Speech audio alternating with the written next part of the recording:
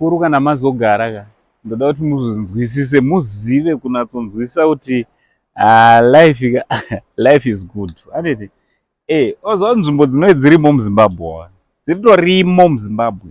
Zimbabwe kuti nzvimbo dzakatonaka zvekutodaro chaizvo zvekutoti ende zvadzakanakira zvokuti it's natural, God given. Handiti kungonzi Zimbabweans ndiri kukupai ndepenyu apa, no one can claim kuti apa ndepake, but tiri kutoti chi ndepedu isusu maZimbabweans. And as long as you are a Zimbabwean, this place also belongs to you. So there is no reason for you not to come to this place, which you own now, because this is Zimbabwe. We are here in Zimbabwe, and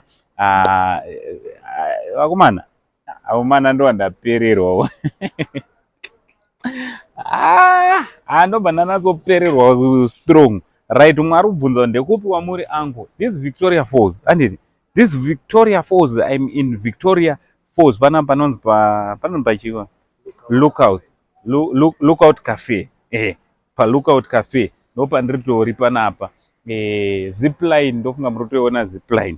So vamwe vanhu vanobva vada kuziva kuti ndiani akandiita kuti ndinge ndiri ndinozivawo zvinhu izvi. Anditi aiwa, ndine munhu watiri kufamba naye.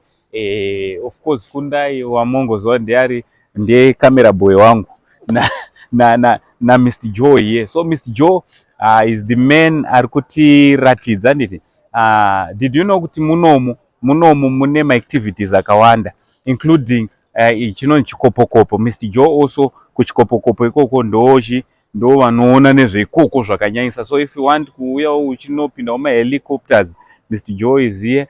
Kune maactivities akawanda, kune inonzi lion walk. Anditi Mr. Joe will organize for you. Kune ukada kucheka kune cheetah and elephant riding, all those things. Anditi ukada kuenda kuma cruise, Mr. Joe is here. Mr. Joe is here. Ayo, Mr. Joe namba dzavo ndo dziri pascreen idzo, sokuti ukavabata ipapo zvova zvafamba zvanaka. Mudara hasa ndo dzenyu mudara. Aiwa, zvinofadza izvi. Zvinofadza izvi. Yeah.